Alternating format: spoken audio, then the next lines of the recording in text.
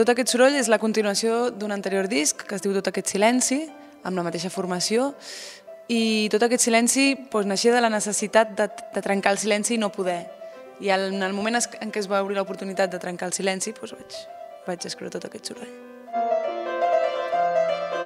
L'Alessio Arena té una veu super peculiar, té com una veu, un color de veu super especial.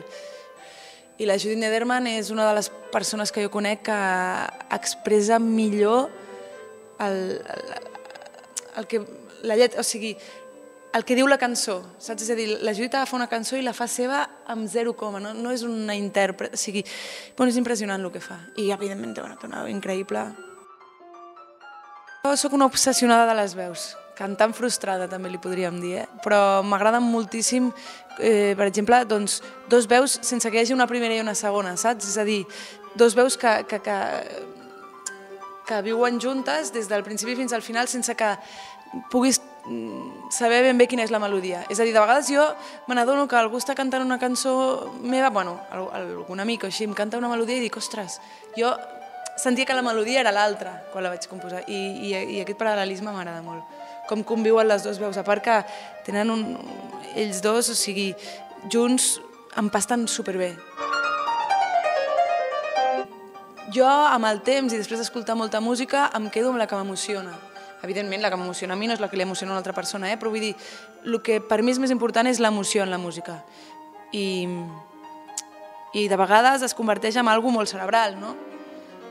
I jo intento fugir de tot això, tot i que, evidentment, a tots ens... Però intento fugir de tot això i buscar l'essència que sigui només l'emoció. És la presentació oficial, llavors, la sala Luz de Gas, que per mi és una de les sales més guais de Barcelona, perquè es crea allà no és ni molt gran ni molt petita, es crea un ambient bonic, és una sala difícil de sonoritzar, però sempre el tècnic la sonoritza superbé.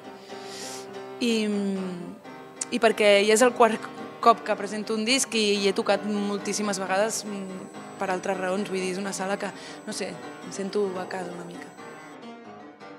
També jo he de dir que tinc molta sort amb els músics que m'acompanyen en directe, perquè a part de les veus de l'Alessio Arena i la Judith Nederman, el Vic Moliner, al contrabaix, l'Adrià Plana a les guitarres i el Dídac Fernández a les percus.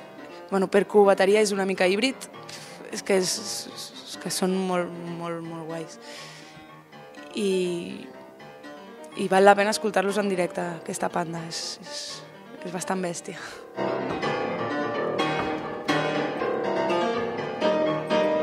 Jo em quedo amb el Vermell Granate, que crec que és el Vermell Granate, en mi crec que és la víscera, no? Soc supervisceral tocant i això, evidentment, té coses molt positives perquè em poso un risc tot el rato i coses molt negatives, i és que tot el rato tens risc d'equivocar-te, en el meu cas també, clar, i em passa bastant. I jo diria que és aquest color meu. Intento cada cop anar més cap al blau, més cap al verd, cap a la tranquil·litat, cap al control, però de moment és el granate.